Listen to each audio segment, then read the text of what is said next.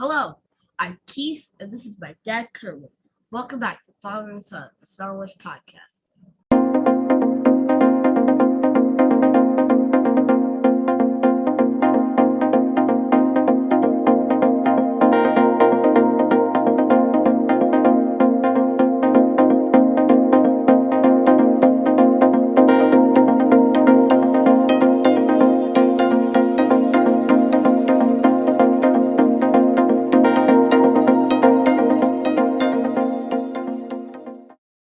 Thank you for joining us. We are back from Anaheim, California.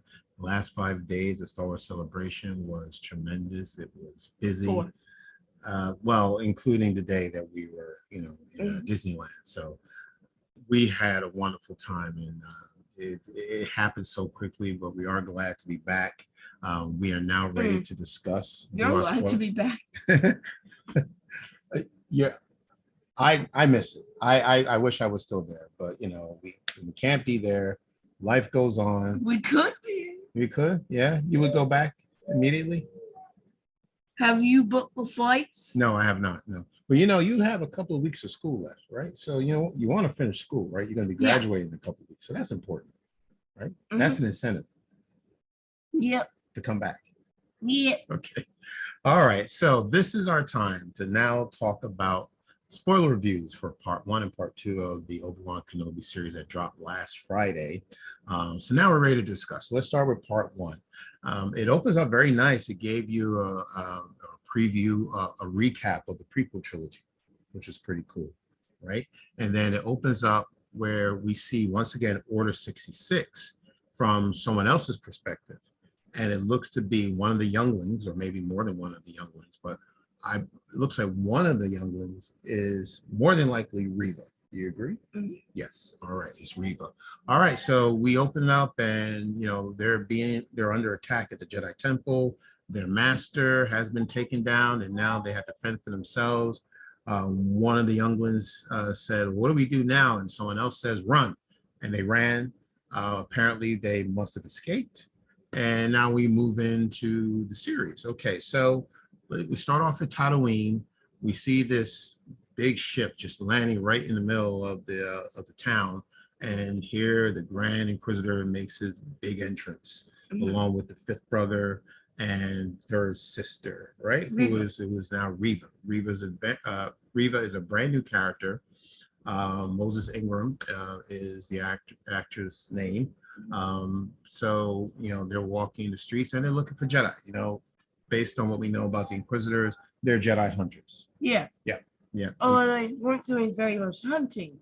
Yeah, well, we'll get to that. So we're going into one of the saloons, and the Inquisitor makes this big speech about. Because he's like, the Jedi code is like an itch. Yes, they cannot help what they are. Yes, he loves to preach, apparently.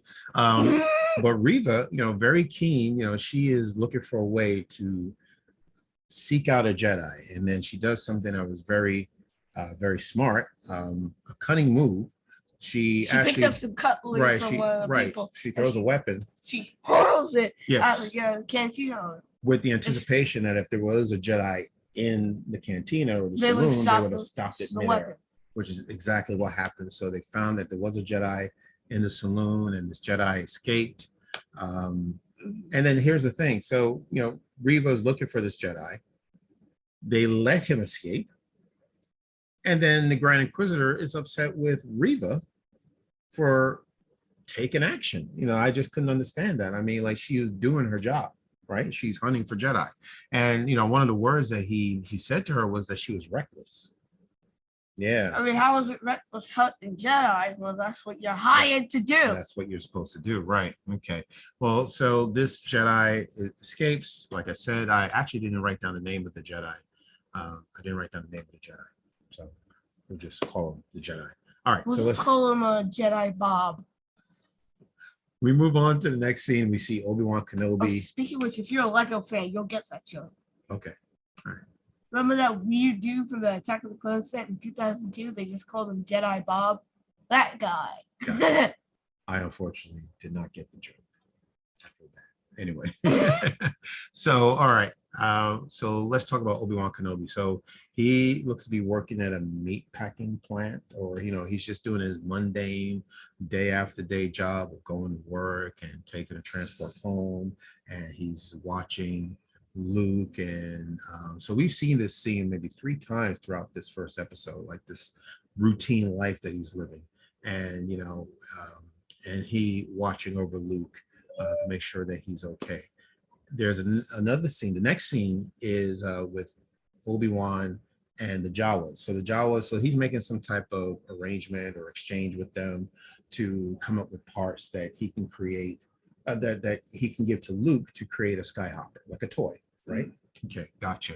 And so we do this, and then the next scene is reminiscent of what we read in the comic book, right? Yeah, we reviewed those comics. Yeah. The Journals of Ben Kenobi. Mm-hmm. So Owen was like, I don't need your charity, I don't want the stuff. And he takes it right back to Obi-Wan and gives it back. Right. And he drops this mean one-liner. Because Obi-Wan's like, when the time comes, the boy needs to be trained. And Owen just says, like, you trained his father. Yeah, that hurt. Ouch! That did hurt. Okay. And then soon after that, the Inquisitors land right near the town where Owen is right in the middle of the town. Reva is also there, and she sensed that there's a Jedi in the mist, yep. Right? And you know what's interesting? She's looking for Obi-Wan, and like Obi-Wan is like right there, but she could not sense him enough to find him, which was interesting. And, she threatens Lars because she thinks that Owen may know something about where a Jedi is located, but Owen is a smart man. He's not he's not going to, give away. Yeah, he's not going to give away Ben's location. So he says, I don't like the Jedi as much as you do. I don't have any Jedi. I don't do any business with Jedi. And then they let him go. And we move on to the next scene. And we talk about the Skyhopper. We did not mention that at the beginning of the episode, Ben was having nightmares about everything that happened in Revenge of the Sith, Anakin, about what happened on Mustafar. Yeah, how what Jab was there too. Yeah, I can see that he's having regrets as to what took place on Mustafar. And then here's something that's interesting. So that Jedi I was telling you about. Oh, I did write that down. Okay, Nari is the name of the Jedi. Okay. That escaped. So Nari is a Jedi Knight. He finds Ben, right, and reaches out to him and tells him, Master, what should we do? I mean, we're under attack. And then Ben takes this approach of, well, we're not doing anything, where the Jedi order is done with, the fight is done, we lost. Just go bury your lightsaber and just live your life as a regular normal person. Mm-hmm. Don't give yourself up, stay in hiding, and I was very shocked to see this type of attitude coming from Ben, because what we know about Ben Kenobi, his history, whenever someone he knows is in trouble. And the same was with Luke. Exactly, in the Last Jedi. As soon as we know that someone's in trouble, he goes right to their rescue, tries to help out. But this time he said no to Nari. And Nari left disappointed. And then what happened to Nari, unfortunately? Yeah, he was he perished. Yes, because of the Inquisitors. Right, the Inquisitors found him. They found him, and you know what? I'm wondering. Okay, I understand that Ben is having maybe trauma regarding what happened to Anakin, but you had a Jedi come to you and ask you for help, and you turned him down. And the same fate happens to this Jedi. This Jedi is now gone. Indirectly, because maybe, if Ben had helped this Jedi, maybe this Nari would have survived. But, so that was, disappointing to see that Obi-Wan is taking this passive attitude right now, or Ben, as he's going.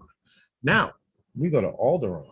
Mm-hmm. All right. And we saw a young Leia. We saw a young Leia. I was very surprised to see, well, I knew that there was going to be a Leia character, but I wasn't thinking she'd be like the whole of the second. Yeah, we saw a lot of Leia, more than what I was expecting. More than Luke.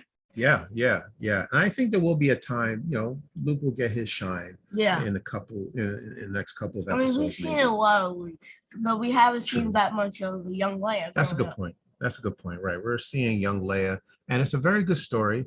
So basically, there needs to be a reason for Ben to So go leave off Tatooine. world, right? Leave Tatooine.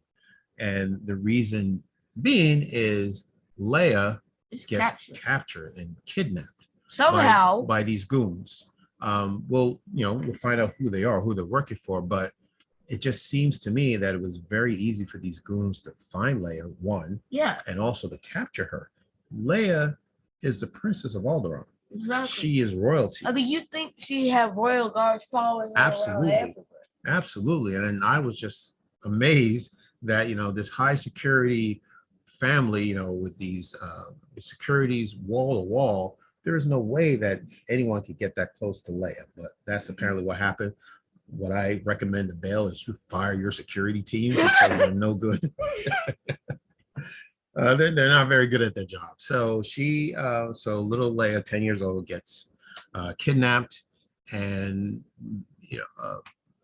Bail is distressed. He actually comes to Tatooine to visit Ben personally to ask him to find his daughter because Ben knows who she is. Yeah, and Ben also said no because Bail said to Mahaliker, like, please help us. Yeah. And Ben's like, no. Why though? Right. And then that's why Bail showed up in person to talk to him again. And Ben says, well, my job is to watch over Luke. And Bail says, well, isn't Leia just as important as Luke? You know her backstory. No one else knows who she is, the real story. I only trust you to find my daughter. So that's the reason why Ben leaves Tatooine and goes to Alderaan. And then we talk about part two. Let's get into part two. Okay. So like I said, it was a 2-part episode. A couple of things I wrote in my notes. There was an appearance by C-3PO. Oh, yeah. This dinner party. It was a cameo. Yeah, right. Yeah, a cameo, right. And the planet that Obi-Wan is leaving for is Daiyu, right? The planet Daiyu. Okay. All right. So let's move on to part 2. So now we're on the planet Daiyu, which is a beautiful planet. It reminds me a little bit of Coruscant, right? And I don't remember that town in the Bad Batch. Remember that episode with Fennec Shan? She was looking after Omega when was that Omega... Ford Mantell? I don't think so. This is like a little fancy looking planet. We'll go back and look, but it reminded me on the tip of my tongue. I can't remember. Yeah, it reminded me of that planet, but it's a beautiful planet. And anyway, so Obi-Wan is a detective, and he's looking around. He's asking questions. He goes into this fake Jedi. Yeah, so he's pretending that he's a Jedi because this is what he does. Yes.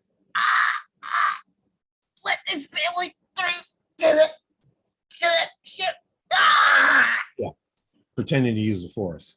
Yeah, that's not how the Force works. No, it does not. You don't put 2 fingers through your head and start screaming. No, not at all. So this guy is making a living. You gotta put your head down. He's a scam artist, and his name is Haja Estru. I wrote down the actor's name, and why did I not have it here? Okay, anyway.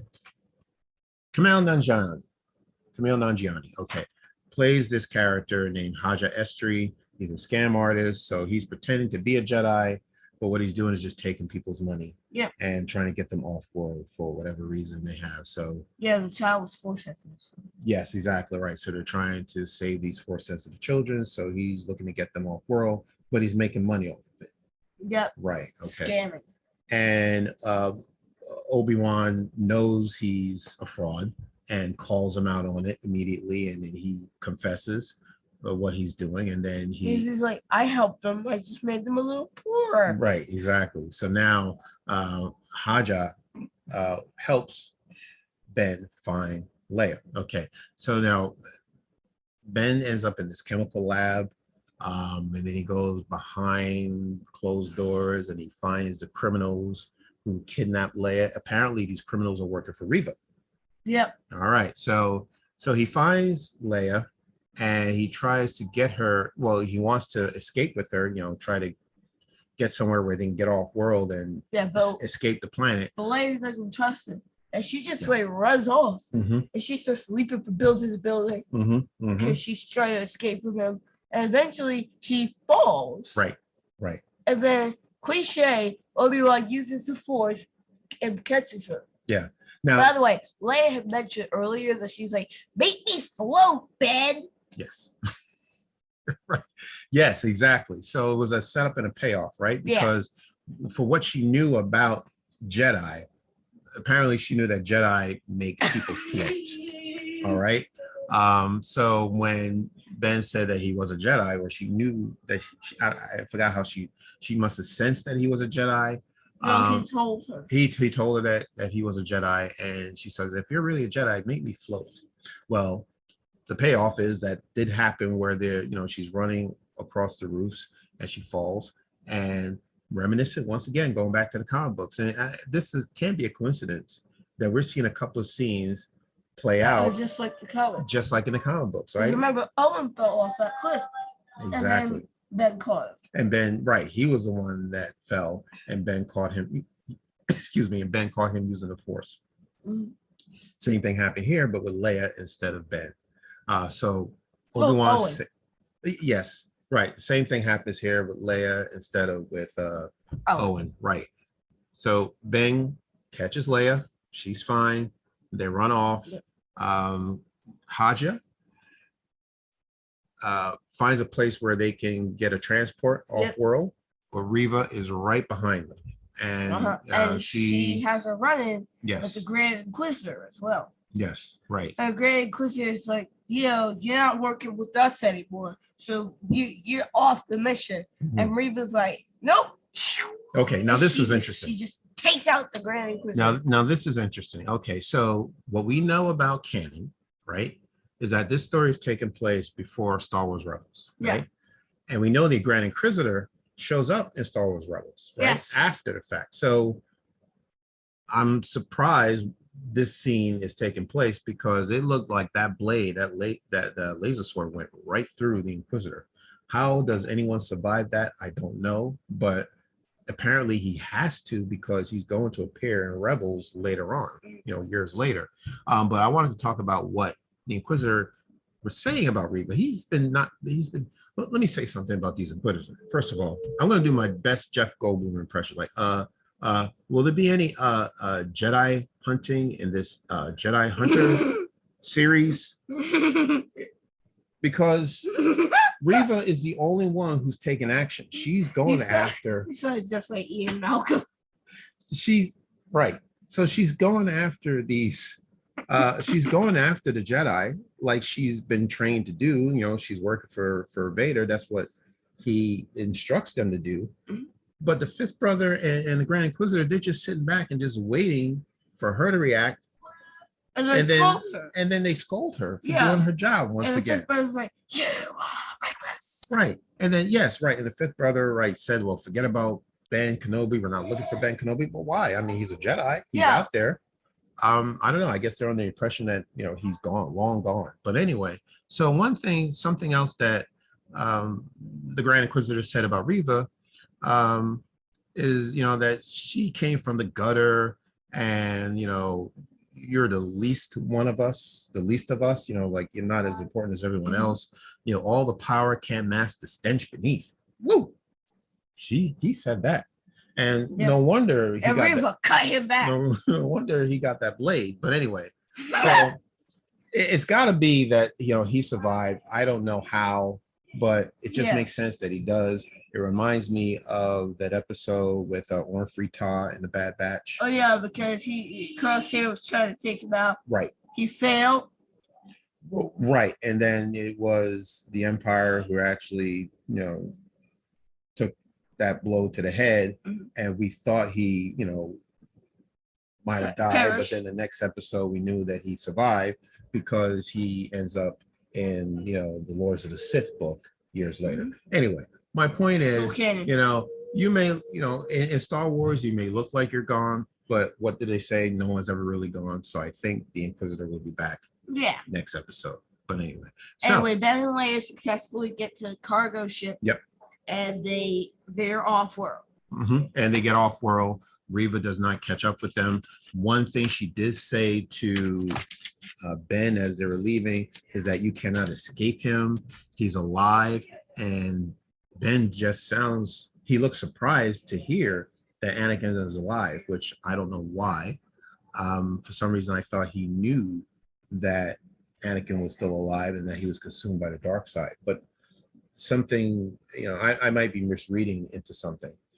Anyway, and the last scene is we see Vader in the bacta tank.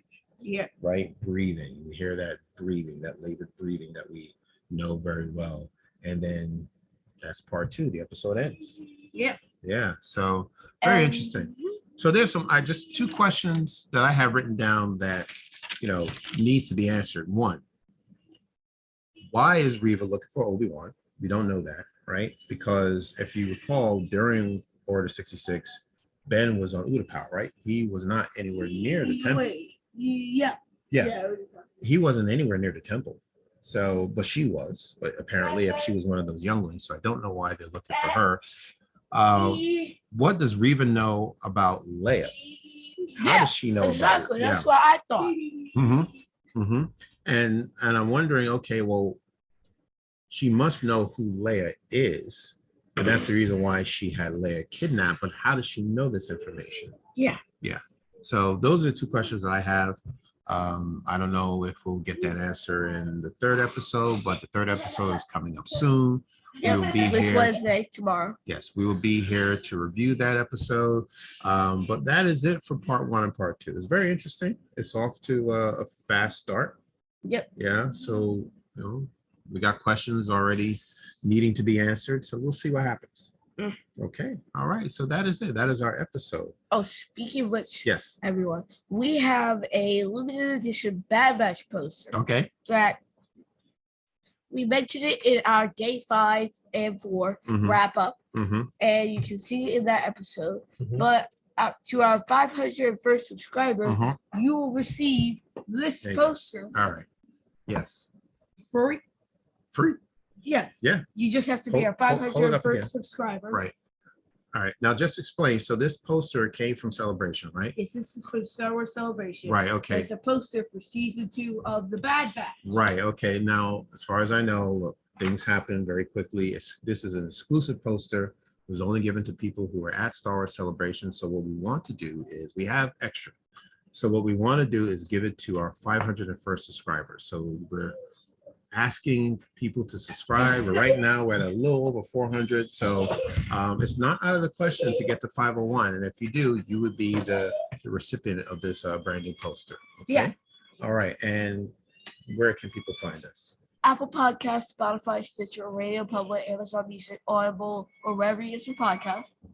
Okay, right. We're also on Twitter, Facebook, and Instagram at Files Galaxy. Okay. Check out our website as well, filesgalaxy.com. All right. Okay, very good. We are glad to be back. We're going to be talking about Celebration for days to come. It was a lot of fun. But once again, we are here. We'll be back to review episode 3. So until next time, take care. And we will see you again.